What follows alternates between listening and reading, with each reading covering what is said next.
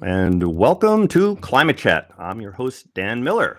And today we have a special guest on a special day here, Professor Kaitlin Raimi from the University of Michigan's Ford School.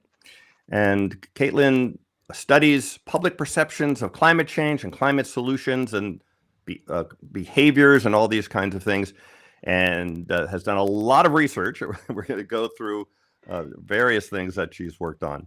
But to start off, Kaitlin, first of all, welcome, and maybe you could give us just a bit of your background and tell us about the areas that you research. Sure. Well, thank you so much for having me. It's a pleasure to be here.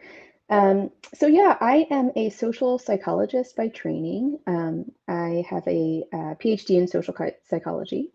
But what I'm mostly interested in studying is how people think about climate change. So how people think about the science of climate change, how they think about policies related to climate change, how they think about their own behaviors in relation to technology and policies, and how to motivate people to take action and take effective action on climate change.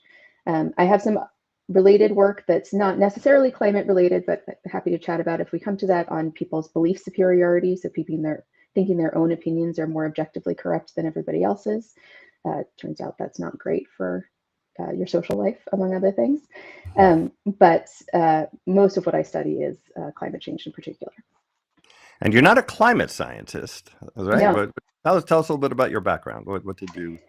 Yeah, so I was a psych major as an undergrad. I briefly thought about clinical psychology and then decided that wasn't for me. I was really interested in the research side.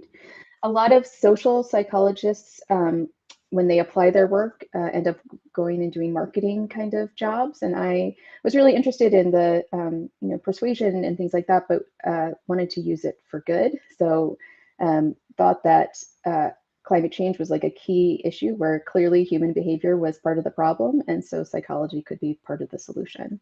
And so I pursued a PhD in social psychology. I was the only, there's not a lot of social psychology programs where you can specialize in climate change, so I had to kind of fill in the gaps. So I spent 5 years getting a social psychology PhD where I was trying to grasp at the climate side wherever I could. And then I ended up doing a postdoc at Vanderbilt's Energy and Environment Institute. So I went from being the only person in a psych department who cared about climate change, at least professionally, to being the only psychologist in an Energy and Environment Institute and working with lawyers and physicists and sociologists, getting like thrown in the deep end on interdisciplinary research. And then I was studying a lot of policy-related outcomes. And so when a job popped up at the University of Michigan's Ford School of Public Policy, I ended up being a good fit for that. So I never would have guessed I'd be in a policy school, but it's a great place that I can do interdisciplinary work. And yeah, that's how I ended That's up here. great. Well, because on Climate Chat, we interview lots of folks who study climate science and climate solutions. And as I've always been saying, we kind of know all the science we need to know. We kind of know all the solutions we need to know. But what we don't know enough about is human behavior and why we're failing to act. And so we're going to try to get into some of that today. Let me note to everyone that there are links to Kaitlin's home page in the description, as well as links to all of the research that we're about to go through. So if you look in the video description, you can get links to all of that. And why don't we actually just jump right in? Let's see if we can do this way. So this is one of the papers that you wrote, how to encourage pro-environmental behaviors without crowding out public support for climate policies. So why don't you just tell us what is this about, and what can we learn from it? Yeah. So this was a response. So whenever psychologists talk about, or anyone talks about individual actions on climate change, like what people, the lay public, can do on climate change, a really fast kind of critique that you hear is that, like, oh, the public actually can't do anything, and we should stop trying to encourage this individual behavior. This is a distraction from the big societal level changes that need to happen, and this is counterproductive. This is just going to crowd out support. And I understand where that is coming from. But the research suggests that talking to the public about individual actions on climate change can, under certain situations, make them less supportive of the big picture policies that we need. So there is some truth to this. If you say, like, here's this behavior-based program, that might undermine people's support for climate policies that are broader, like a carbon tax. But really importantly, this only happens when people are misled to think that this is going to be the whole solution. So people are not very good at knowing which behaviors matter or which proposals matter, and so they want to fix everything with one action. It's like we want it to be clean and easy. And so we're gonna, if something seems easier, we're gonna say, great, this will take care of it. But if you accurately convey to people, like, the magnitude of what you can do as an individual is much less than what a carbon tax or something like that could take care of, then people get it and they still support those policies. And so what this paper was trying to do is trying to lay out, if you are going to do individual level campaigns, or if you are going to try and get people to change their behaviors, which I think we should do, how can we do this in a way that doesn't undermine support for the broader societal level policies that we absolutely need in addition to any individual action? And so in this paper, I laid out kind of 4 general guidelines. I called it the SESH model, which is kind of a silly acronym. But basically what I argue is that we should focus on, that if you're trying to promote these individual actions, you should focus on specific high impact behaviors, is the first guideline. That's because people, like I said, are not good at knowing which behaviors matter. They tend to do a lot of things that are actually not that effective. So if you ask people which behaviors matter the most for climate change, they'll include things that are totally unrelated, like littering, or they'll include recycling. Or they'll include a lot of like turning off the lights kind of stuff, which like helps, but is not nearly as effective as like installing a heat pump or, other kind of high-end efficiency behaviors, like installing more efficient equipment kind of stuff. Mm-hmm. And so if you want to have people take individual action, you need to help them understand which behaviors actually matter. And that's a matter of knowing which behaviors matter and which behaviors people will actually do, because that's equally as important. There are some behaviors that are really high impact, but you can't get people to do. So carpooling is one example of something that would have a big impact if people would do it, but people just won't do it by and large. So picking your battles as a kind of persuader is important.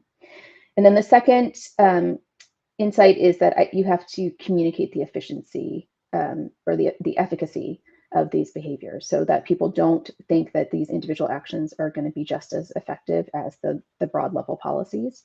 You need to say, like, here's what this could realistically do, and this is how this compares to, the IRA or or something like that, so that people understand the magnitude of these interventions. You also want to focus, it turns out, on behaviors that are similar to key policies. So if you know that there is a policy you want people to support, it turns out it's helpful to promote individual actions that people see as related. So if the action is some sort of big subsidy for things like heat pumps, then talking about heat pumps is helpful. If you're trying to talk about the policy that's being debated at the time is a carbon tax, then heat pumps, you'd have to maybe translate that for people to tell them how that's related, because you see positive spillover from things that people see as similar behaviors. And then the last thing I say is you have to show people how it serves the same higher order goals. So this is going towards climate change, or this is going towards your higher order goal of being a good citizen or a responsible consumer, or whatever it is that you think might resonate with people. So it's been said that British Petroleum came up with the idea, the concept of the personal carbon footprint in order to shift the blame of climate change from them to you. Yeah. And I think it's been pretty effective. How does that thing going on there interact with the research that you're doing? Yeah, so I mean, I don't study, fossil fuel industry propaganda, but I certainly. Well, they're see, saying like, individual action is Yeah. is the solution when that rather than regulating us. I mean, that's what they're saying, right? Right, absolutely. And that is where a lot of the pushback on individual action comes from, is like understanding that that is the kind of driving force for a lot of those campaigns. So I totally understand that. I think that we still have a public who is concerned about climate change increasingly and want to do something about it and are grasping at straws, sometimes literally at straws. And so I think they're going to use the footprint calculators or whatever else that are out there, some of which are more helpful than others, and having guidance for what they should do with that energy and concern is going to be helpful regardless of where that initial instinct is coming from. And that I include public action as a major effective action that people can take. So it's not just what you can do in your private life, but what you can do to, change policies as well.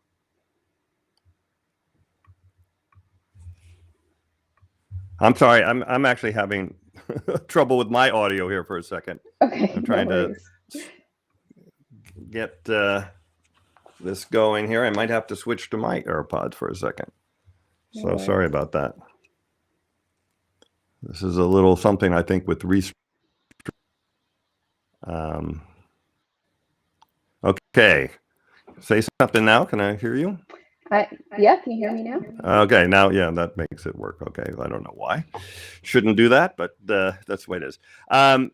So let's move on to this next one. I have to first switch. Let's see, replace with screen share and this one.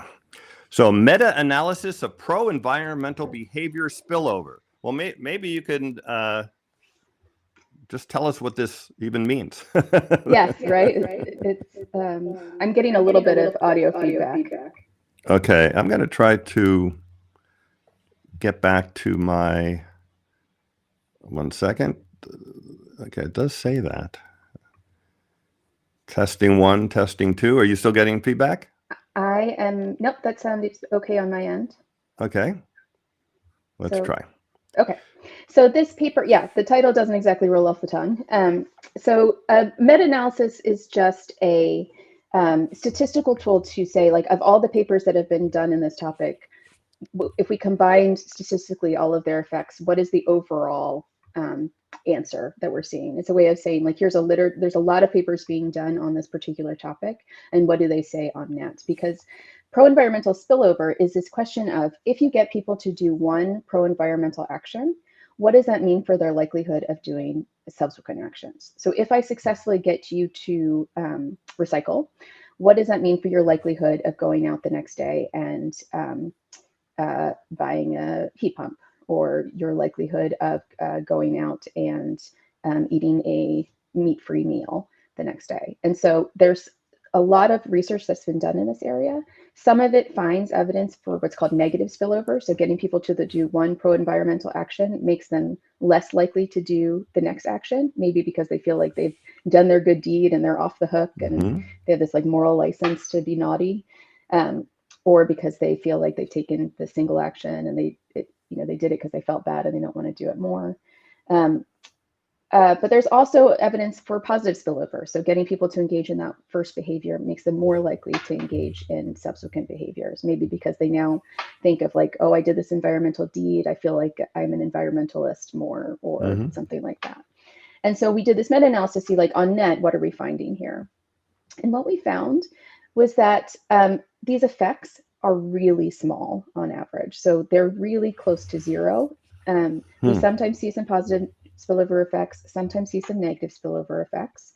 But I think the main takeaway is that there's a lot of hand wringing over the idea that any intervention is going to affect subsequent action. And while it's worth testing those, I'm not sure that it deserves as much of the attention as it's been getting, because it seems like these effects are very small. Where we did find effects, it was almost like no effect on intentions for future behaviors, a tiny negative effect for slightly less likely to do future behaviors, and no effect on policy support. So that question of, like, the individual versus the big picture, we really, and you can see in the abstract that's on the screen, it's negative 0.01 effect size. That's very, funny because very small. I've heard that, you know, the reason we should, since they really have no impact on emissions compared to policy, I mean, a millionth of it or whatever, that the whole idea behind it is get someone doing something positive and then they'll be more engaged to support policies. You're saying, well, it's not really true. Yeah, but it's also not true that it will make them less engaged. So Okay. it's like, I think like if what you want is to get people engaged in policies, then you should target policies, or you should target policy support directly. Um, and Mm-hmm. that is really important to do. We need people to be pushing for policy support. But I don't think like first targeting other individual actions is the way to get there, because it just doesn't seem like there's a big connection between those. And how about the rebound effect? So I go recycle my garbage for a year, and I go, I don't know, I buy an EV, and I say, hey, I did all this great environmental stuff. Let's take a trip to Hawaii. You know, did you look at that at all? Whether Yep. there's, you know, rebound? Yep. So that's what we call that negative spillover in psychology, but Okay. it's the same idea as the rebound effect. So the rebound effect in economics is specifically about the money you're saving. The kind of reasoning that you're talking about would be called moral licensing. Like did my good deed, and now I can go do something bad with it. And that's that negative spillover, and that we're finding a very small effect of negative spillover. That's that negative 0.03 that you see in the abstract Okay. there. But really very small on average. So, and there's like You're not some measuring in terms of carbon, are you? You're measuring in terms of like behavior. Yeah. Yeah. behavior. So Yeah. one trip to Hawaii equals like, you know, 1,000 years of recycling your garbage or Right. whatever. Right. But we I don't find know that what the like, number is, but yeah, the difficulty of the behavior, which is often tied to not always, but often tied to the carbon impact, doesn't seem to matter. So we thought okay. that it might make a difference if it's starting with like a big, thing that costs a lot or that's really difficult to do. And it turns out that that doesn't make a big difference. Okay. Um, okay. So, see what I had.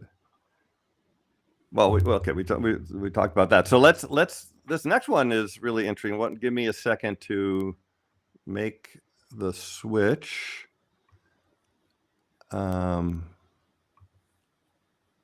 Share this screen. Here we go. The aversion to tampering with nature scale. Wait.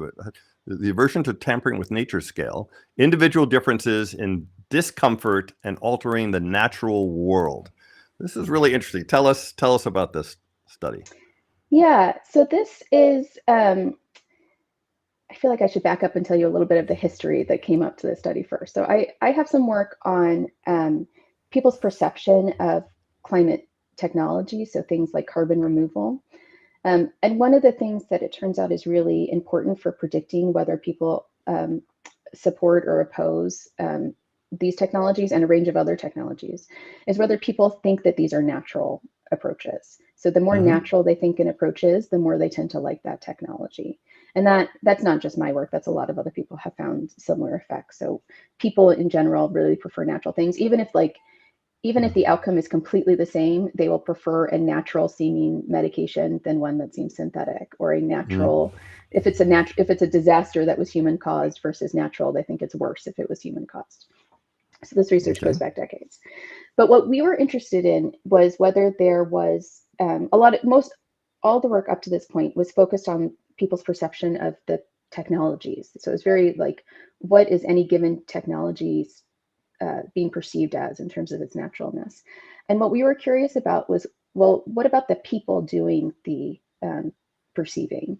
Are there some people who are more or less comfortable with the idea of humans tampering with the natural world or altering natural processes? And so that's what we set out to test with this measure. And so it's a really short scale. You can, if you find the paper on the link, you can take it yourself and see where you fall. But it just asks people like how much humans should be involved in altering the natural world, how comfortable you are with that. And it turns out that your answers to those 5 questions predict support or opposition to a wide range of technologies. So it predicts support, at least technologies that people see as tampering with with the natural world. So things like Mm, geoengineering, but also GMOs and pesticides and cloning or gene therapy or nanoparticles. Other researchers have used it to predict support for renewable technologies or lab grown meat, or really anything you can think of where like humans are intervening mm, in natural processes. This scale seems to predict. Um, mhm. and and real behavior as well, like donating to anti-tampering causes. So what I find really interesting is you're studying these things as you mentioned, geoengineering, GMO, pesticides, cloning, gene therapy, and nanoparticles. And these are essentially nothing on the scale of burning fossil fuels and increasing CO2 content of the atmosphere by 50% by emitting 2.6 trillion tons of CO2, plus other greenhouse gases and other land use impacts. So there's like literally changing the livability of the earth in a existential manner, and then there's everything else here, and yet Yeah, our brains focus on GMO as being the important thing to worry about, when it's I don't even know how many orders of magnitude difference there is. It's a million to a billion times difference. I'm not sure what, it's something on that order. And why? So that's what I want to talk to you about. Why is it that the big thing that is in front of our face and we do every day, and almost every human is participating in, is totally ignored as tampering with nature, when it's the tampering with nature and everything else is sort of a sideshow? yeah. It's a great question. So I wouldn't say it's totally being ignored. We find that the same scale predicts people's concern about the environment and Okay. concern about climate change. So it's not that people are ignoring that, like in people who are concerned about this issue. I think what drew me to this was the kind of um, sometimes odds I see like within the environmental movement of people who are really concerned about climate change, but are also really opposed to some of the technologies that are being proposed to address it.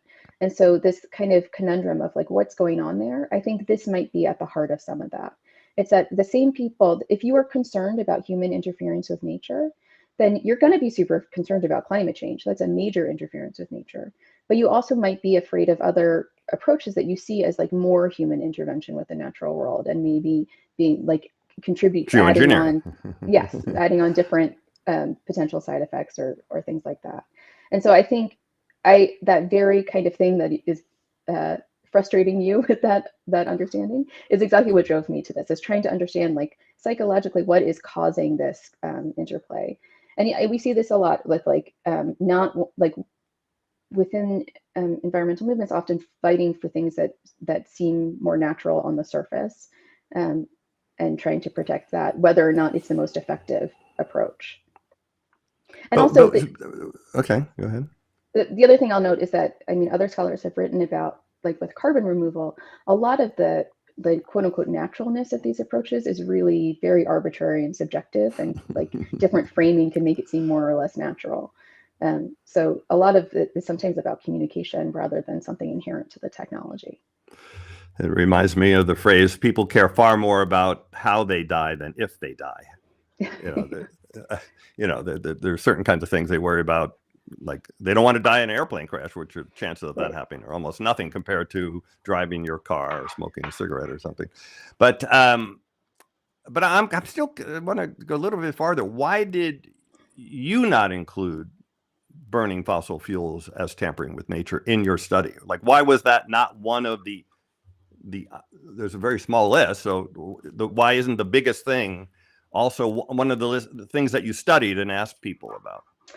I think because we were focused on technologies that might be seen as new and emerging. And so we weren't asking about fossil fuels because those have been around. There is some recent work that suggests that the more familiar a technology is, the more it's seen as natural. Yeah. Um, so it may be that there's, I mean, it would be interesting to study. We did not include it here because we were focused on things that were, um, well, two reasons. One is that we were focused on things that were seem like more emerging technologies.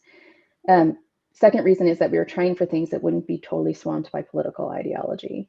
And we just didn't think we'd have enough variation politically on the fossil. We thought that would get like people's political ideology would kind of eat up all the variance in our measures, and we wouldn't have room for other psychological variables there.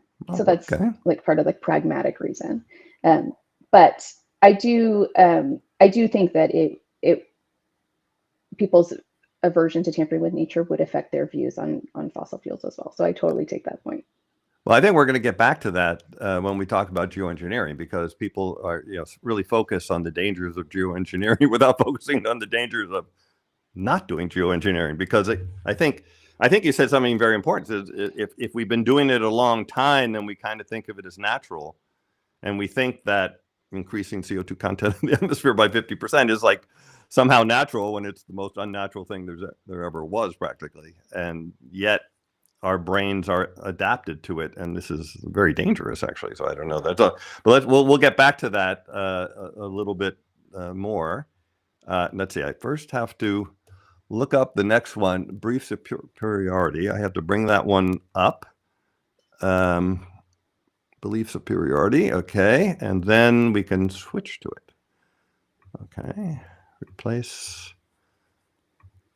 Sorry, it takes a few moments to do this here. So the next paper we'll talk about is belief superiority in the environmental domain, attitude extremity, and reactions to fracking. So this one's quite interesting. Tell us about this. Yeah, so this was a kind of, this paper followed up on the first paper that we did on belief superiority, which is people's beliefs that their own opinions are more objectively correct than other people's. So we ask people about their attitudes on any given topic, and then we say, how much more correct is your view on this topic than other views on this topic? And people can say my view is no more valid than anyone else's, to my view is objectively correct, it's the only correct view. We've measured this in different ways. Sometimes we like literally ask people, how superior is your belief than other beliefs on this topic, or how much better. It doesn't matter the wording. We get this, those things are correlated like 0.95. But anyway, so that belief superiority measure, that like self-reported, like my belief is better than other people's, is what we're looking at when we talk about belief superiority. And it turns out that that is highly related to how extreme people's view is on a given topic. So the direction of their attitude doesn't seem to matter. So if you're thinking along the political spectrum on a topic, whether it's left or right on average doesn't really matter, but whether it's towards the middle or the more extreme views matters a lot. So the more extreme your view is on any given topic, the more superior you tend to feel about that topic.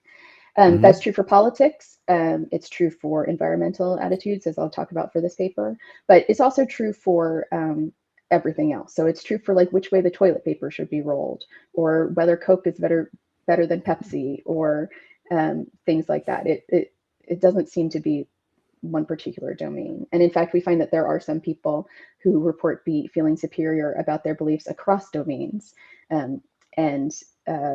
When we measure those people in romantic couples, they tend to have less satisfying relationships, and their partners have less satisfying relationships, as you might imagine. But for this particular paper, we were interested in how this might play out with how people take in information about topics that they care about. And so for this, this was in 2014, so fracking was being hotly debated at the time, and so that's why we chose fracking as the topic. This was a study that we did in North Carolina, which at the time, the legislature was like hotly debated whether they were going to allow fracking to take place in the state. As it turns out, there's like not enough shale there for it to be economically viable. So it was kind of a non-issue anyway, but it was being like, there was very angry town halls happening and signs, both pro and anti fracking happening around the state. And so we thought this would be something where we could get a range of views. And so what we did is we asked people about their beliefs on a number of environmental topics, so climate change and fracking, among others.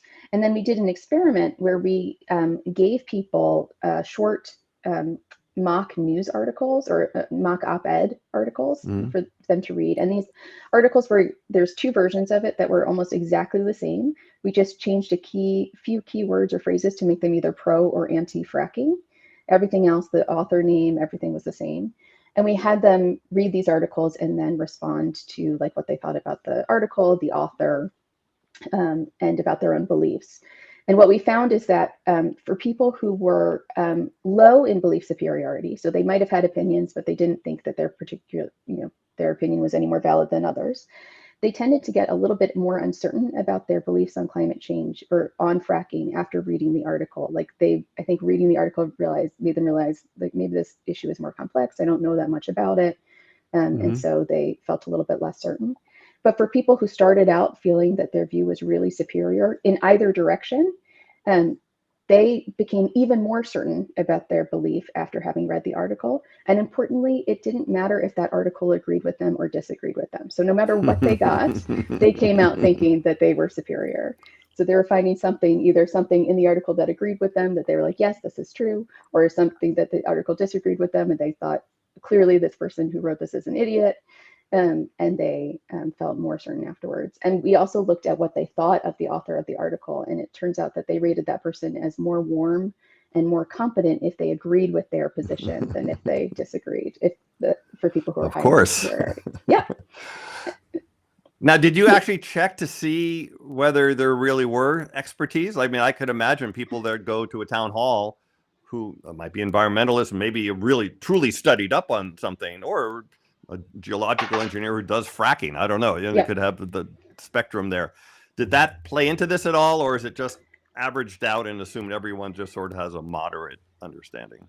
Yeah, so for this one, we just assumed it was on average, like people were randomly assigned to conditions, and so expertise should hopefully have gotten, equal in both. For another paper that I did with a student here at Michigan, we looked at the relationship between belief superiority and perceived and actual knowledge. Oh, And okay. so we looked at on political beliefs. We gave people real tests on like how much do you know about this political topic, and Okay. compared that to how they had self-rated their knowledge compared to other people and their belief superiority.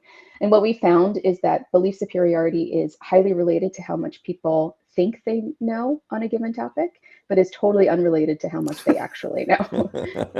So the people who are the most feel the most superior are the most likely to overestimate their Well, knowledge this on a sounds given topic. almost exactly like Dunning-Kruger effect. And It's for very people who don't know similar. Dunning-Kruger effect, it's the Cornell professor, I think, came up with it. But it just basically says people who are, I'll say the short way, people who are stupid don't know they're stupid because they're stupid. And actually, there's a corollary where really smart people know something so well they think it's easy because it's easy for them and they don't realize how hard it is for others. But how does your work relate to Dunning-Kruger? It's super related. I am very proud to say that David Dunning is actually now at the University of Michigan, so we can All claim right, him there you go. here. So yes, it's very related. So we didn't find that people who were the least knowledgeable were so that finding is about like people who are the most unskilled are also the most unaware of it. And Right. ours was It's a looking at little this different. collection between belief superiority and knowledge, but it's like very, very closely related phenomenon. Yeah. Yeah, Dunning-Kruger is really interesting. And of course, you run across it every day, especially when you're doing climate communication, by the way. So that I do suggest that everyone check that out. Let's move on here to 1 second.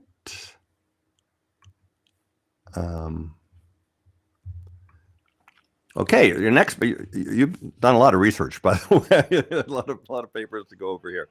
Effects of communicating the rise of climate migration, right? Mhm. Migration on public perceptions of climate change and migration. Okay, so what's this one all about? Yeah, so this is a relatively new area of research for me with some colleagues here at Michigan and elsewhere.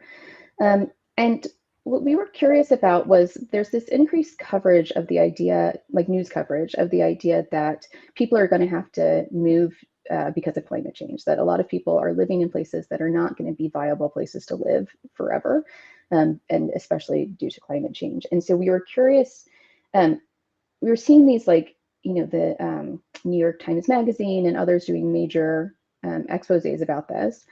And we were thinking that, I don't know what was behind the journalist heads doing this, but I suspected sometimes they're trying to communicate about this as like, this is a problem with climate change, and so we need to do something about climate change. And we were reading these as psychologists, thinking, I'm not sure that that's going to be the takeaway that people get from these articles.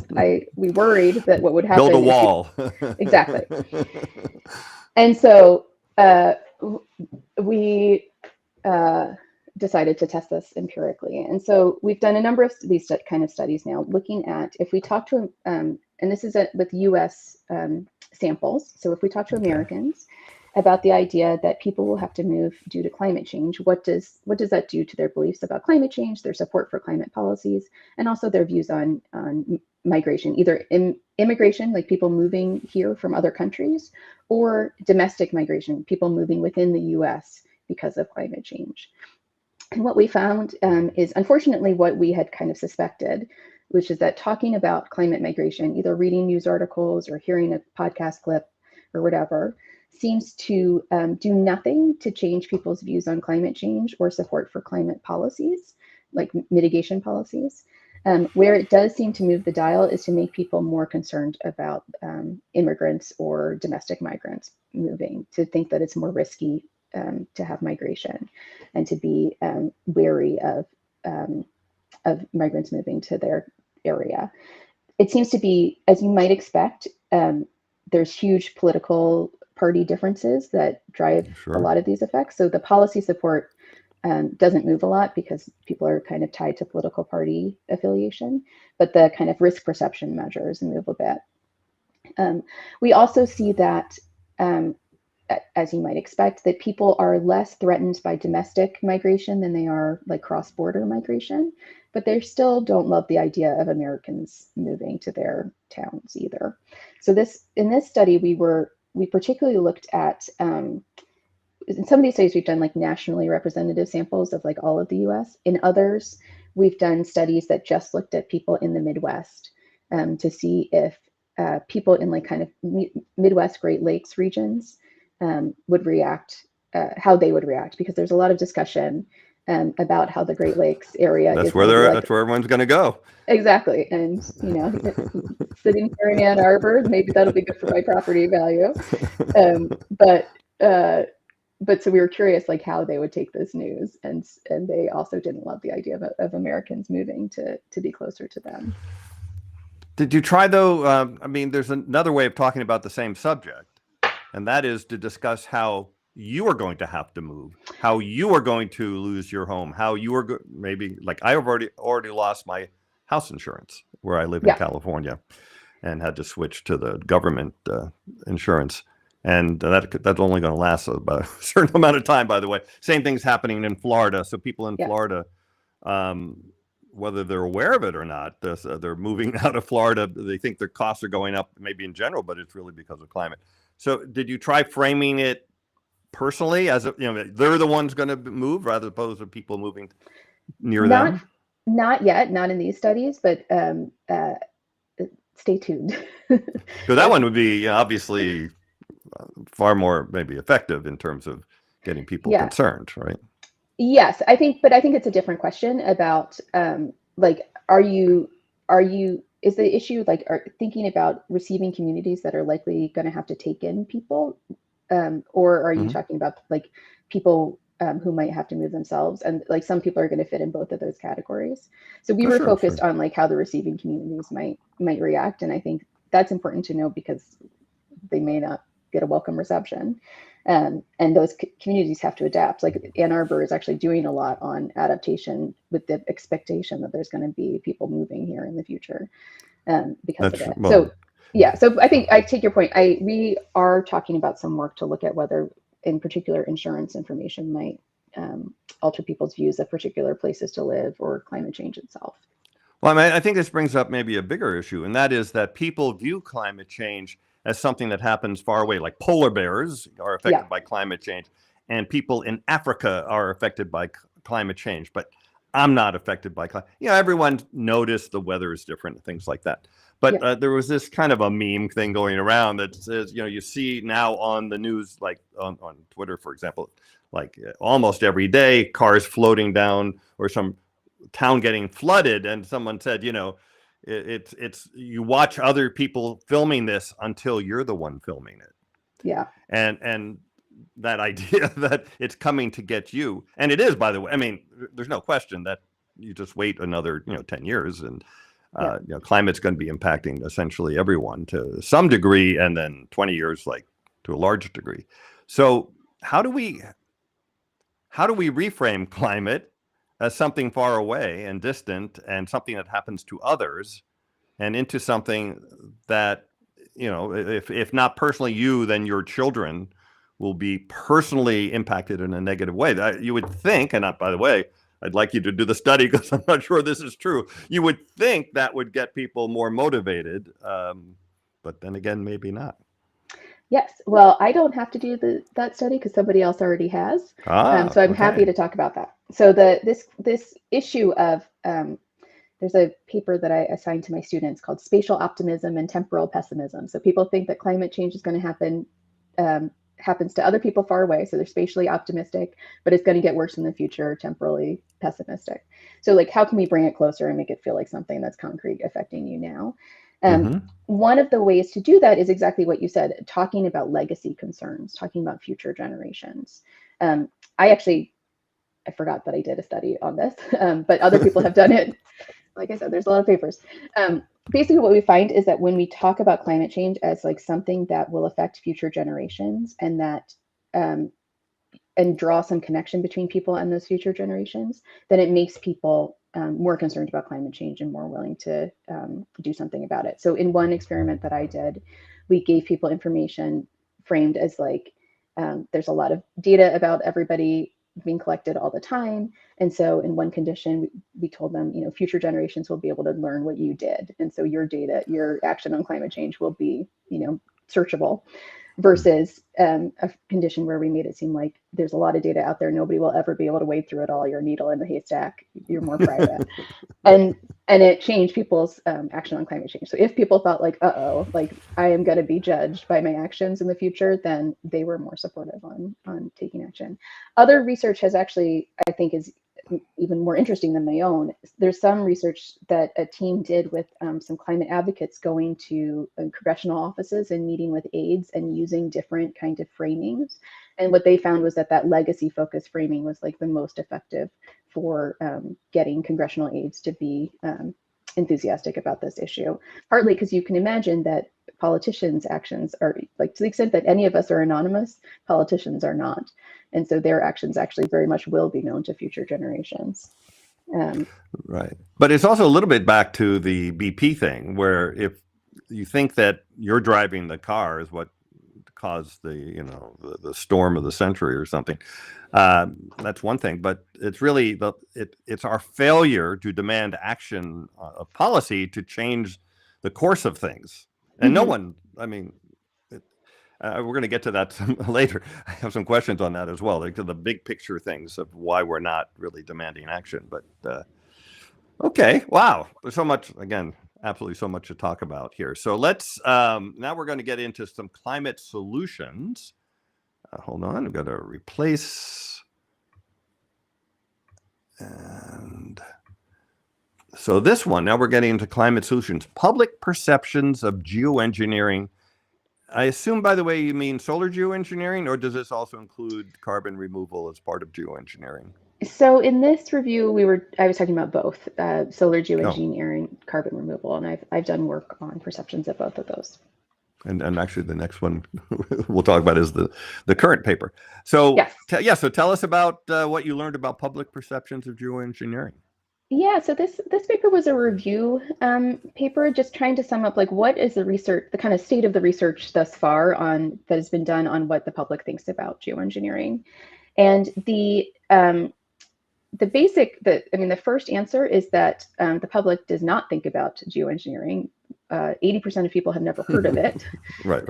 And so that I think is really important to think about when we're considering how the public reacts, is that like this is very new to people, and we're kind of working as communicators or potential communicators. This is a blank slate where the initial framings are going to make a big impact on what people believe. This is not like climate change itself where everybody has an opinion already. This is something new that people have kind of, they're evolving and emerging opinions on.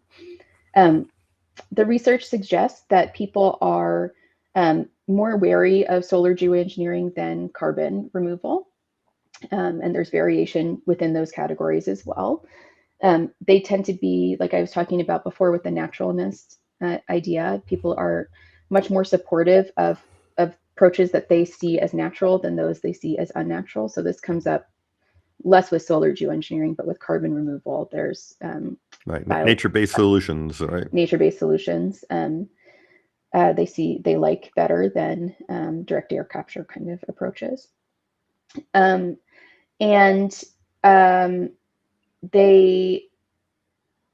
think a really key insight into this, and I will mention this again when you talk about the next paper, is that all the research up to this point is really hypothetical. So there is some carbon removal going on already. I'm not sure that people recognize or realize that it's going on or recognize what it's doing. Certainly with solar geoengineering, this is very abstract and hypothetical. So the things that matter kind of psychologically in terms of predicting support are likely to be very different in a world where this stuff is actually being deployed than in the current world where this is still kind of thinking about this in the abstract. I think once this stuff gets actually deployed, then people are the kind of how economic concerns of how might this affect my livelihood, or is this place going to be located near me or not, are going to be much more important than kind of psychological ideas about tampering with nature and stuff like that. Okay. And so one thing I don't understand, and maybe you can help explain this to me, talking about the dangers of, let's talk about solar geoengineering now. There's a solar geoengineering, without talking about what happens if you don't do it, is to me like talking about chemotherapy without talking about cancer. Like if you just talked about chemotherapy and not in the context of curing someone of cancer, it would sound horrible. You're going to get poison to somebody. They're going to lose their hair. You're going to make them nauseous. You're going to almost kill them. And people would think you've lost your mind if you're proposing chemotherapy. But when you explain, by the way, if you don't do it, the person's going to die. Oh, everything changes, right? And then, please give it to me then. Yeah. To me, it's exactly the same thing. Yet so much of the resistance to geoengineering really just focuses on some of these side effects, which, there are negative side effects, but they pale in comparison to the side effects of not doing it. Why? So why is that? What's going on here? Why? And these are knowledgeable people, right? These are not the 80%. These are the 2% that have decided to study it, and yet they're still able to put out of their mind what happens if they don't implement the geoengineering. Yeah. So I'll say the caveat that I have only studied the general public, so I have not studied experts. I think that and I'm also not a climate scientist, so the other folks that you've interviewed on this, who are illustrious and very smart people, are going to be able to speak to this much better than I can. But my sense is that there's a lot of uncertainty. It's new, and there's a lot of uncertainty and about solar geoengineering in particular, and that makes people nervous because we've seen where the side effects of unintended side effects of other actions, including fossil fuels, have taken us. And so I think that's what people are worried about, is the kind of unknown unknowns.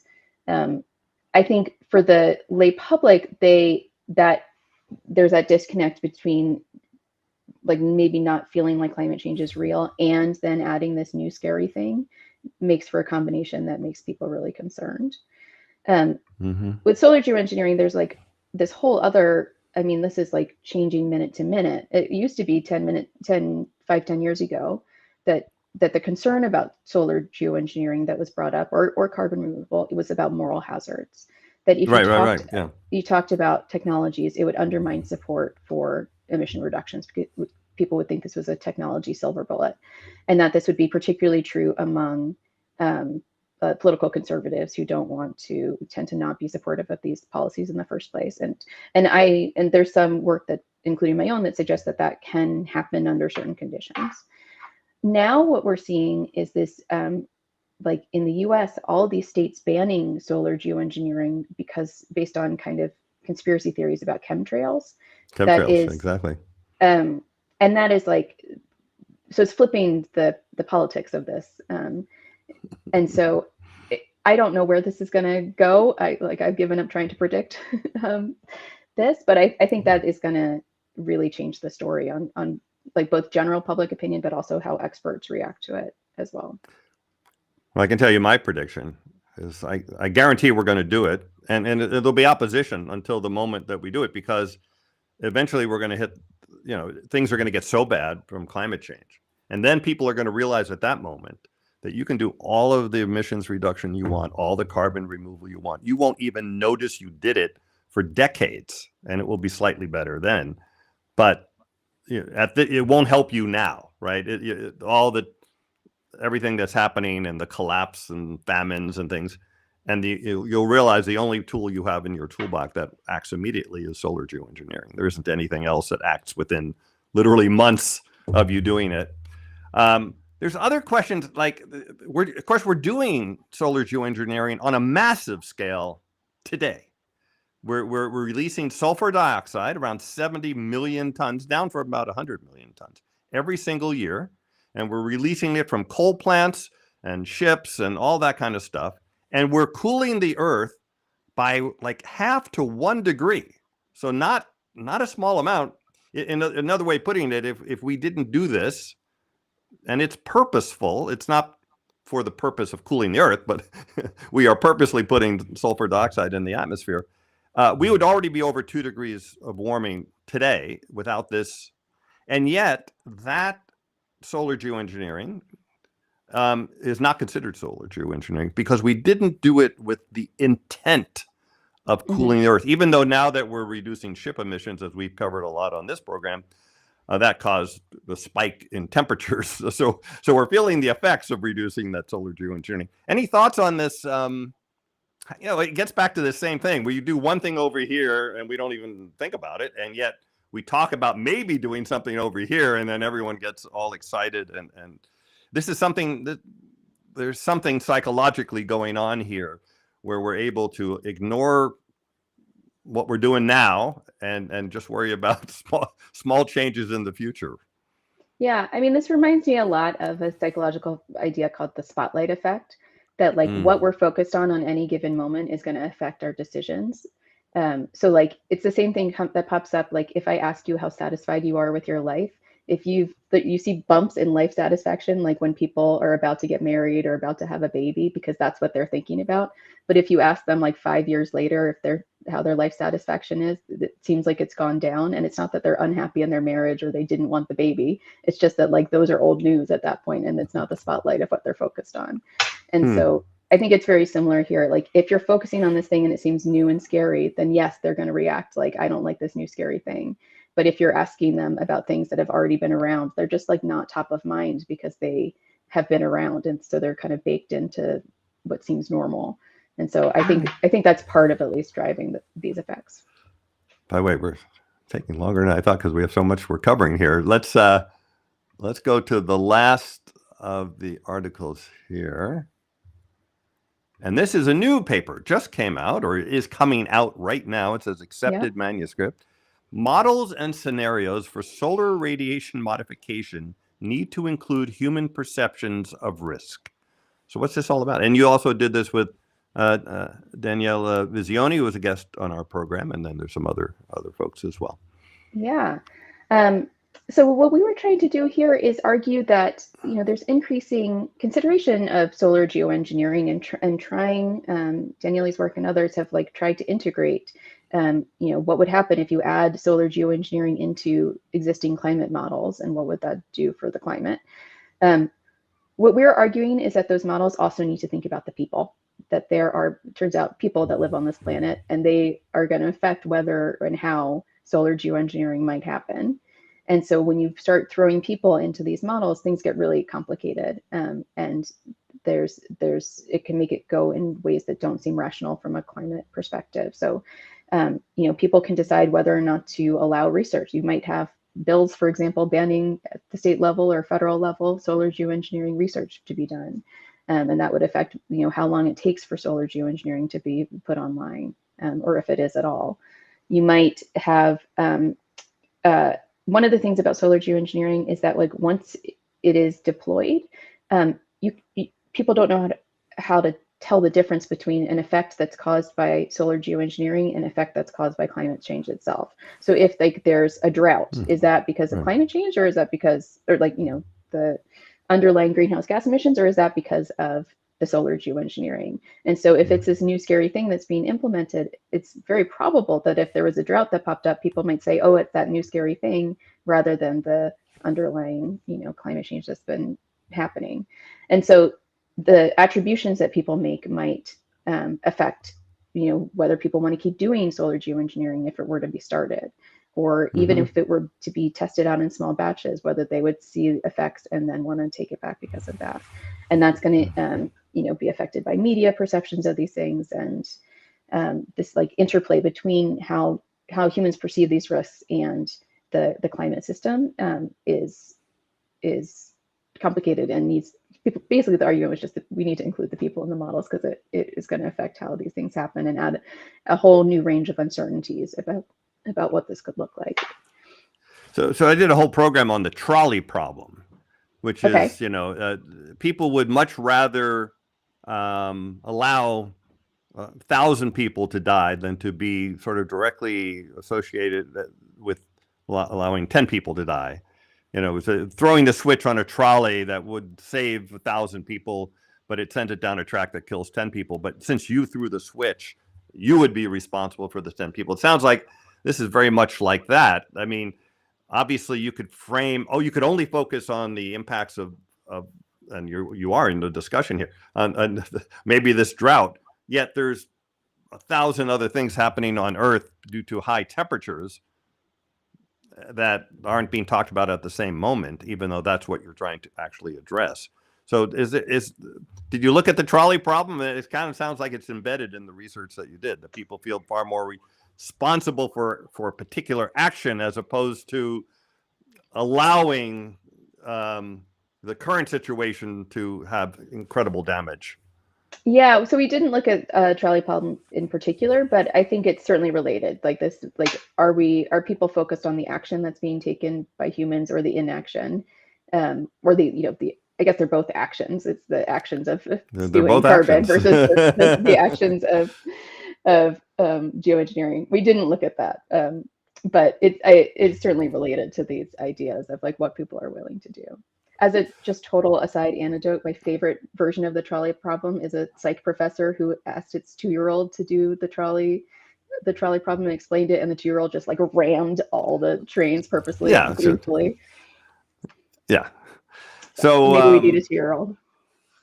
So we covered, by the way, everyone, again, remember that links to all of these papers are in the video description, so you can see those. And I have so many questions for you that are sort of the bigger picture side. So let me start off with, we discuss a lot, and it's all embedded, I think, in what you're doing, hope versus fear, and in terms of climate messaging. What does your research show about fear as a motivator? So I'll be talking not about my own research here, but some other folks' research. It's complicated to use fear as a motivator. The research that's out there suggests that small amounts of fear can be attention grabbing, and therefore get people to pay attention to this issue more than they otherwise would. But if you scare people too much, they like tip over into inaction and kind of just like want to curl up in the fetal position, or deny that this is a problem because it's too scary, like existentially. And so, and it may depend on who your audience is for where they are. So if somebody's already very concerned about climate change, then scaring them more is probably not going to be effective, because it might push them further along that path towards being overwhelmed. So I tend not to promote using fear. I think it also seems like it might be unhelpful for the spillover concerns that I was talking about. But It if we're does going seem to to do, work. Conservatives seem to use it almost exclusively. The migrants are going to take your job. These policies will take away your SUV. You won't be able to have your stove, your gas stove, on and on. I mean, everything. It's yeah, almost 100% fear, and it seems to work quite well. It gets people elected. it Gets works if, policies put in place. yeah. So fear can be motivating if you have a very simple action that people can take after they've been scared. So it's Vote. helpful for like voting. So that can be helpful for that. And if it's not something that feels truly existential. So but kind of on the same subject, but a little different. So the desire for, I know there are studies, Yale Climate 360 and whatever, show that the desire for climate action is very high. I think at like 60, 70% is in that range. Yet no one's voting on climate. So there's like high general interest, but not really specific interest. I'm not sure what the right terminology is for that. But why is that? What's going on there that everyone says, yeah, I'd like to do something, but when it really push comes to shove, they're not doing anything, and they're not voting, and they're not really pushing it. Yep, I think that has to do with the mismatch that you see between when you ask people about support for a particular issue versus ask them to rank order their priorities. And what you tend to see is that people are supportive of, like, I like a lot of things. I want a lot of things to be done. But if I really have to make a call for which things are most important to me next week, you see climate drop down the list. So Right. it's not at the top. And so those other things will tend to carry the day for voting. So I think that's why you see that mismatch. But I also think that there is with this thing called pluralistic ignorance. So people don't recognize that other people care as much as they do about climate change, and that other people are as supportive as they are about policies. And so they don't engage in the kind of collective action that they could, because they don't see as many allies out there as there actually are, including like political allies. And so I think that there's a some more publicizing of how much people are concerned and supportive of various policies would be helpful in terms of getting people to be willing to engage in collective action, and like reach out to community members about that. Okay, so well, that leads to the question of what will it take to get people to demand real action on climate change? Yeah, it's a big question. I think there's three things, broad buckets of things. The first is like information that they can actually use. So having consistent information about climate change and its effects in ways that they can actually digest. A lot of climate science is really hard for the average person to understand. So translating that into like how this is going to affect the things and people that you care about, in kind of concrete ways, I think is key. And there's a lot of that work already being done. I don't want to dismiss that. But more of that is helpful. Having persuasion by people who they care about, for things that they care about. So, that can be economic motivation in terms of like subsidies and stuff, but also, having trusted messengers talking about it in terms of in their own communities is really key. Talking about it in ways that align with people's values and ideologies. And so that's going to be different strategies for different audiences. And then the last thing is persistence. It's really easy for people to either like try and do one thing and feel like they're off the hook, or get overwhelmed and kind of burn out.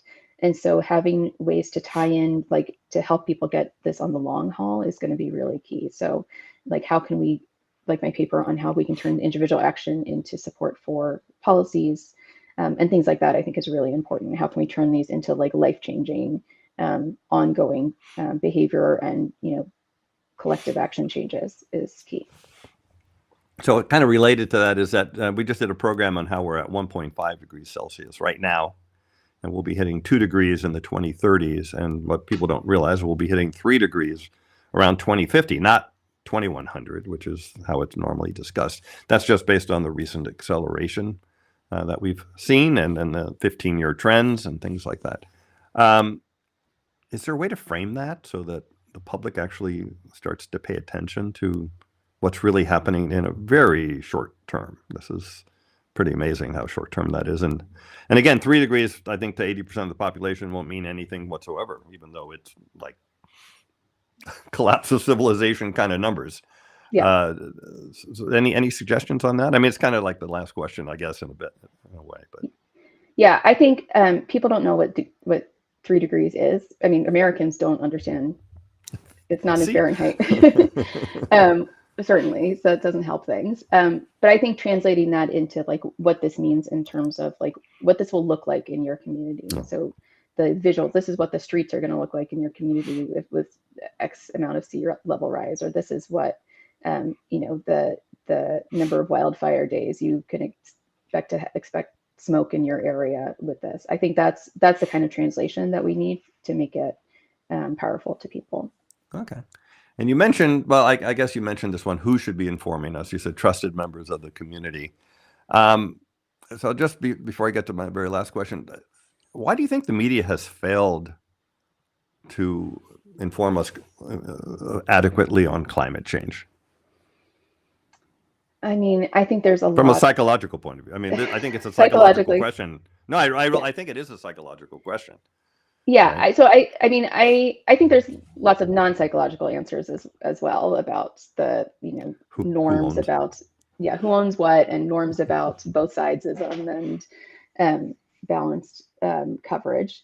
I think there's also like they don't want to be seen as crazy. Like if you like kind of I think of Don't Look Up and the kind of portrayal of what it would look like if climate scientists or other scientists, got on TV and started like, saying like the sky is Yeah. falling, we need to do something. Like people are, if they are not already aware of what's going on, see that as like outlandish and don't listen. And so I think that there's some degree of the media shying away from that because they want to be seen as credible, and they fear that they might not be seen as credible. Um, Mhm. but I think a lot of it is also about that difference between like what people feel in the here and now versus long term. So I think up to this point, a lot of people in the media have not been focusing on it because their audience wants information about the things going on in their lives now, and they don't necessarily see that as being relevant to their lives. And so they're focused on like, the current political debate rather than what might happen in X number of years. I think they're also reflecting like what politicians are talking about, and politicians are not talking about things that won't happen when they're no longer in office. That's true. That's true. So what are you working on now? What new research can we expect from you? Yeah, so I am going back to the aversion to tampering with nature idea. I'm working on some work with this colleague who looks at not just kind of views on technologies, but anti-establishment orientation. So people's kind of distrust of elite institutions, various kinds of elite institutions, and looking at how certain forms of concern about tampering with nature might also predict distrust of institutions in general. So that is one paper I'm working on. Basically, if you're thinking about specifically technology tampering with nature or scientists tampering with nature, those kind of concerns, rather than just humankind, predict a lot of kind of anti-science and anti-society beliefs.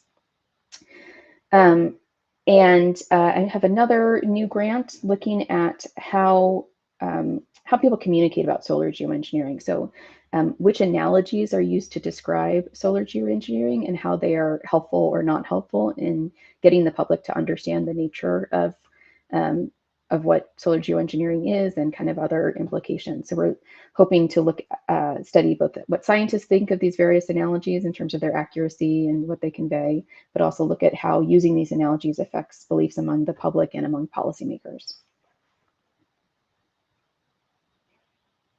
Oops, I lost the audio there, sorry.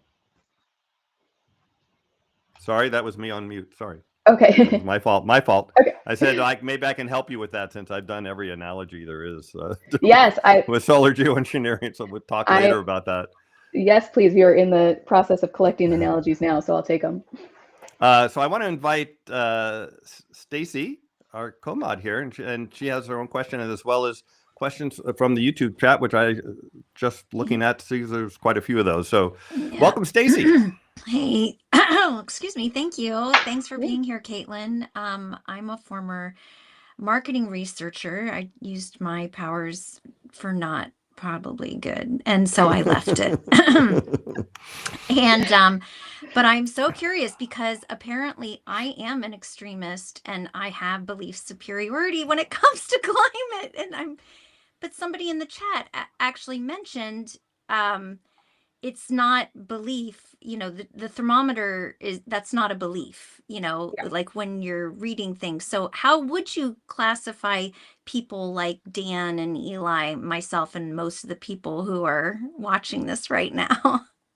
Yeah, so what I would say is that, like, so we measure people's like perceptions of climate change and concerns about climate change, and we look, if you like, Dan mentioned the Yale climate group where they have, people on a continuum from dismissive to alarmed. So the dismissive people are probably going to feel that their beliefs are very superior, but so are the people who are alarmed. And what my research on knowledge would say is that where they are on that spectrum gives no insight into whether they're right or not. Right. So the people on either end of that spectrum are both going to think that they are objectively correct, but they're not necessarily wrong. I happen to also be an extreme on that spectrum. I am very alarmed about climate change, and I feel very superior about that particular belief. But me knowing that in terms of the measures that I'm doing doesn't give me insight into whether that's accurate or not. I think it's accurate because it's based on the science. But other people who have different beliefs on climate change also feel very superior without necessarily the science backing them up on that. So, and Neil deGrasse Tyson said, the good thing about science is that it's true whether you believe in it or not. Right. So there's always that aspect of it. Even though we're typically on Sunday mornings and I tend to call it church, this is not a religion. This is based on science. So we have you had your question, and then we can do Eli and then get to the YouTube questions. Okay. Well, I just wanted to put in the suggestion box, Dan said asking about fossil fuel. I would also tack on domesticating animal livestock. What is so natural about that? We think like eating regular meat is fine, but I mean, even how much land have we given up, that used to be plains and all sorts of things that helped keep our earth stable, to grow food for us, and more food for animals and all the things we do. And one other thing I'd like to put in the suggestion box for a piece of research is I am so curious about following up in areas where disaster has struck.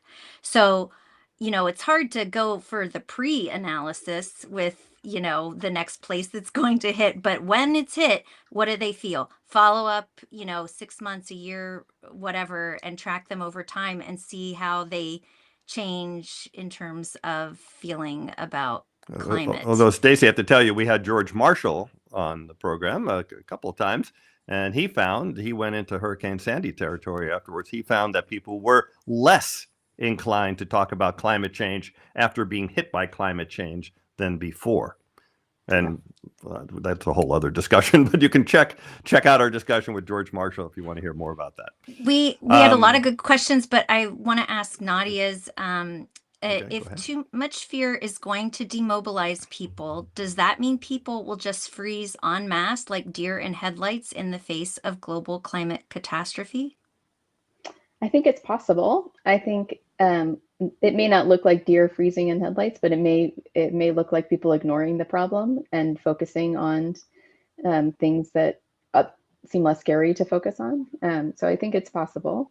I think at a certain, or like waiting until it's, just kind of taking actions that are like grasping at whatever is at hand. I think when people are really overwhelmed, it's not always that they just freeze, it's that they will sometimes fight or will, try and take whatever is closest at hand. And that may not be the thing that is the most effective or helpful for them to do. So I think there could be lots of different ways that could be not helpful. And I don't know which way it would look, but I think flailing. We will flail. Yes. So let's bring Eli, or another co-mod, and he has a question, and then we'll go to the YouTube comments. Welcome, Eli. Hi, can you hear me? Can you hear me all right? I think I'm still backstage. Okay, yeah, go ahead. And what's your question? Yeah. Okay, yeah, go ahead. Okay. No, we hear you, Eli. You're on. You're live. We hear you, Eli. You're on. You're live. Okay, thank you. So In Los Angeles here, we've adopted something that is kind of a crossover in terms of individual and individual action policy, and that is taking our kitchen waste and putting it in the garden waste bin, which actually it's small, but it's high impact for what it is. And I'm wondering if any of your research touches on whether engaging people in that way compulsorily or notionally compulsorily gets them to be more aware of climate or be positive or negative to future policies. That's the first question. The second question is translating perhaps we've seen in Poland just recently, where a country welcomes in a lot of refugees, but then that creates a backlash that creates or that brings in people into office who both oppose the immigration, but also will be bad about addressing the causes of that immigration. In Poland, we know what that is, but the same could be said of. Oh, we just lost you. Yeah, but why did the first question? We just lost you. About, The first question. You just cut out, Eli. So I'm going to turn you off because you're getting echo. You just on cut out, there Eli. too. Oh, sorry. Yeah, because it's not working. So, but yeah, so the first question, that is similar to some of the studies that have looked at that possibility of individual focused actions crowding out support for other broader policies. So some of the studies that have been done on that were based on kind of nudge style interventions that were policies targeting individual actions, similar to, it sounds like, the composting idea that Eli mentioned. So without the right framing, people might see that as like, oh, we're taking care of it. This particular policy is already taking care of the problem. And so I think in that situation, you'd also want to follow that up and show how that ties into other broader policies that we desperately need to support. Yeah, and the other question generally was politicians that use fear maybe on migrants, but then implement policies that's just going to make it far, far worse. Which I think, I mean, not really eloquent ones. Like, yes, I see that happening, and it is terrifying. But I don't have particular insights on how to avoid that, other than making sure the public understands the connection between these issues. And vote. So, Stacy, what other questions do we have from the chat? And Reese had a number of good questions. He said, given that this sounds like a longitudinal analysis and the laws have become more punitive recently, is there a suppression of enthusiasm through government? I suspect they were asking about the spillover studies when they said it was longitudinal. So usually those studies, it's looking at just 1 or 2 time points. So not a long-standing, I don't have a long-standing survey, although other people like the Yale group do, and I highly recommend checking those out. I don't have any data that would speak to whether there's suppression of enthusiasm through government, but I can say very confidently that public opinion follows political elite actions. People often will follow the guidance of elite. So if political leaders are talking about climate change and conveying like this is a real problem and people need to deal with it and we need to take policies to deal with it, then that will get a lot of people on board. If there's governments that are calling it a hoax and saying it's not a problem, or political parties who are making the science seem uncertain, then that will undermine public support for needed climate action. Okay. And another one, any studies on people feeling locked into growth through business, status, etc., and a background drumbeat of most vulnerable hit first, so perverse incentive to go up the wealth ladder? Yeah, I don't have research on this myself. I just anecdotally, it does seem like there's some effort by like high wealth folks to kind of beat the system by getting rich enough that they don't need to worry about climate change and they can go live in a bunker in New Zealand or Mars or something. But I haven't studied that like aspiration among the public. But even it's funny, people saying, like the rich won't be affected.